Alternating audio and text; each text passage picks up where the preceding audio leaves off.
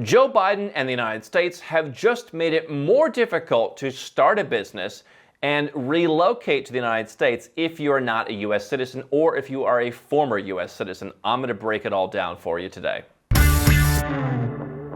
And so I'm talking about a new law that Joe Biden just signed in very recently. And what was part of that was a piece about the E-2 visa. We work with attorneys all around the world, and so we have U.S. immigration attorneys which would explain this with more precision than I will. But basically, an E-2 visa is available to citizens only of certain countries. Not every country is allowed to do this. I would say most Western countries have it. In addition, one country that offers citizenship by investment in the Caribbean, Grenada, has it. Turkey, which now has a citizenship by investment program, has it. But China, for example, doesn't. Malta, for example, doesn't. And so a number of countries, you cannot do this. But what is an E-2 visa? It allows you to basically invest at-risk capital into a business with the goal of creating or maintaining jobs and basically putting money into the U.S. economy. And so if you are, let's say, we've had clients from the UK or Ireland. They start a small business. They put, $200,000 into a business. They're hiring a few people. Generally speaking, they've been approved for the E-2 visa. If you are from a country that perhaps is a little bit less loved by the U.S., perhaps the amount has to be larger. There's no formal set amount, but $200,000, $300,000, $500,000, something like that, in a business that's easily understood. So probably less easy to start a digital marketing agency than it is to start a company that hauls cement. Right? Hauling cement's a bit easier to understand. And so the reason that someone might look at this is an E-2 visa is a non-immigrant visa. So unlike a green card, where, for example, you can go through the EB-5 program, you make an investment and you get an EB-5 visa, that's available to everybody. Now, it takes longer sometime, in many cases, than an E-2. But the big change between the EB-5 or a green card, anything that leads to a green card, and the E-2 is that the green card makes you a U.S. person. So U.S. citizens, U.S. green card holders, and a few other groups of people are U.S. taxpayers. And so as a green card holder, you are liable to pay tax on your worldwide income. Now, green card holders are not supposed to be traveling around the world, so you're going to be living in the United States for a good chunk of the time. You'd be paying the tax anyway. But you are a U.S. person, and so you don't really have the flexibility in terms of time in the country as much, and you don't have the flexibility on tax. You're reporting your foreign bank accounts, you're paying tax on foreign companies, everything you do goes into the U.S. net.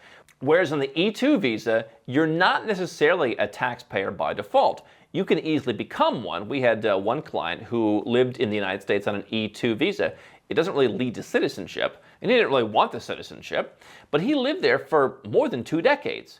He paid tax because he spent most of his time in the United States. And so there's different ways from the substantial presence test and others that you can look at how many days you'd have to spend in the United States before you would have to pay tax.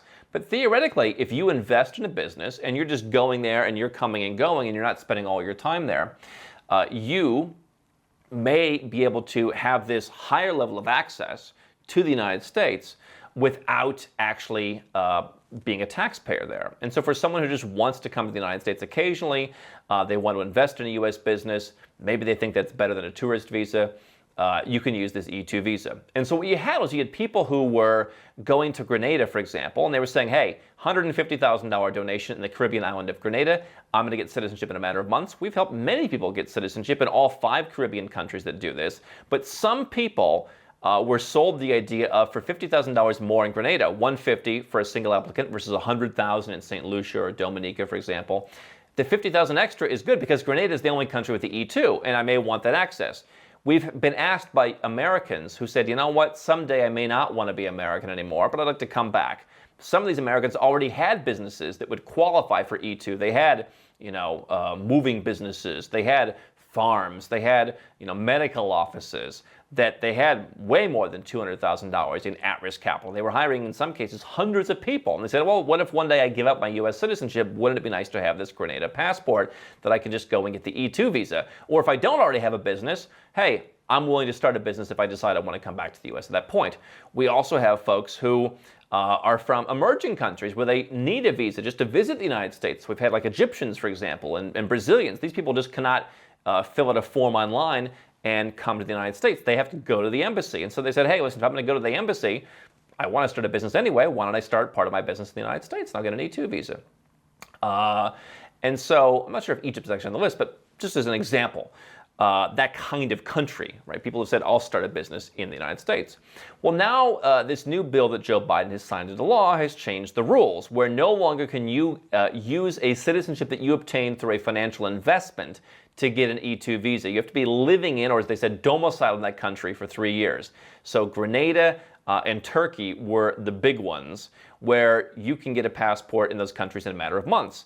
It's a great backup plan. If you got the two together, by the way, you'd have pretty much the entire world covered in terms of your ability to travel there, except for the U.S., Canada, Australia, and New Zealand. You'd be very well covered as someone who could travel without the baggage of certain other Western passports. But what you can no longer do with those is, unless you were to go and live there for 3 years, use that as the basis to get an E-2 visa. Now, certainly there'll be some debate that if you made a donation to Grenada, $150,000, bye-bye, the money's gone, that's the fee for them to give you your passport, on top of some other fees. Is that a financial investment? I would argue that the U.S. government and the people at the State Department are going to say, yeah, come on, that's a financial investment. You did not move to Grenada and become naturalized, so that's a financial investment. Certainly, buying property, buying real estate in Turkey, hiring people, they will argue that is a financial investment. Grenada is not a tax-free country, so if you were to live in Grenada for 3 years, you would have far fewer taxes than you would in some other Western country, but you would still have a tax liability. Now, as a Grenadian citizen, you have the ability to go and spend time in St. Kitts and Nevis or Antigua, where they have more favorable. St. Kitts and Nevis, no personal tax, no corporate tax. But you wouldn't be domiciled in Grenada if you were living in that country. So neither Grenada nor Turkey, if you had to live there for 3 years, would be tax-free. Now, not everyone has to live tax-free, but is your goal to move to Grenada? Is your goal to move to Turkey? We've had a few clients, their goal was to move to Turkey, and they didn't mind paying the taxes, and who cared? But this, to me, highlights the need for passports obtained through different means. So people mentioned that Portugal's on the list. If you had a golden visa and you held that for 5 years, and then you were naturalized, you'll have to learn a little bit of the language. It would be good to have some connections to the country just for making sure Portugal does indeed naturalize you. You did not jump the line. You waited just as long as everybody else. You just didn't have to live there full time. But maybe you own a property that you used to obtain the golden visa. You certainly made various financial investments. Would the U.S. government argue that you got that passport by a financial investment? That's very difficult to argue, I think. I mean, it's no more difficult than someone who gets U.S. citizenship through the EB-5 program. You make an investment, you go and live in the United States, and you've got to do everything else everyone else has to do. You've got to learn the language, you've got to, live there, you've got to pay, everything else has to be the same. Did you get U.S. citizenship by a financial investment because your starting point was, I'm going to invest? I think that's a tough case to make. And so if someone went and spent some time in Portugal, could you argue you were domiciled? That's what we're going to find out.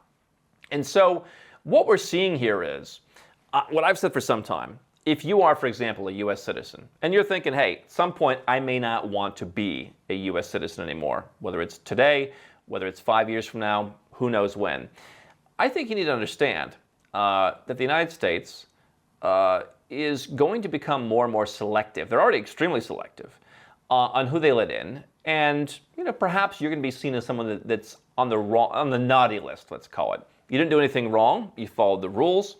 On the goody two-shoes of the offshore world, I would always tell you to fill out every form and do everything you're required to do. But, they may look at you and say, hey, we don't like the way you're going about doing things. And so someone to me who gives up U.S. citizenship has to have some level of comfort with the fact that maybe they don't come back. Because you've had people marketing, oh, just get Grenada and you'll just get an E-2 visa. The way people make it sound so simple that you will get a Grenada or a Turkey passport and you'll get a tourist visa to the U.S. or a tourist visa to any particular country. I mean, the U.S. is one of the hardest tourist visas to get in the world. E-2, does that make it better because you're making a financial investment? Maybe. It's definitely something that we talk to our immigration attorneys about in certain cases.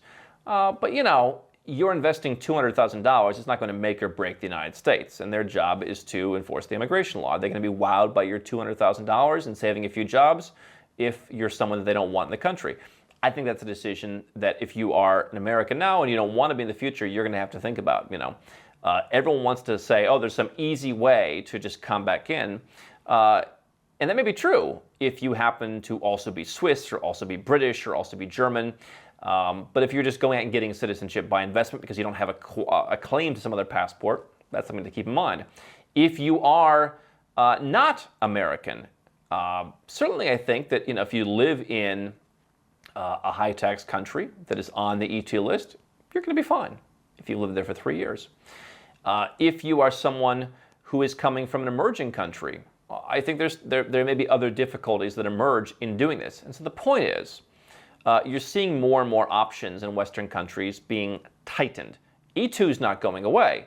What they're saying is we want certain people to come. And so I think that speaks to, in some regard, if you're an international business person, the investability in terms of running a business in the United States, if you need to be there and managing it. And it speaks to exactly what their intentions are. You see more and more countries that are liberalizing things. They're saying, we'll give you a longer residence permit. We'll give you an easier path to citizenship. We will give you a tax incentive if you move to our country. Bring your business, please. We want you. And so to me, it all comes down to what I've told you for years, the culture. One country is making things a little harder. Many other countries are making things easier. I can speak from experience and saying I understand how it's difficult to transition, if you are an American, to saying, you know what, that's not where I'm going to be anymore, if that's the decision I make. But I would suggest that you have to look at where are you treated best? Where is what you bring to the table respected the most? And you have to get comfortable with going to those places. This latest bill from Joe Biden, new rules for E-2 visas, just is another step in that direction.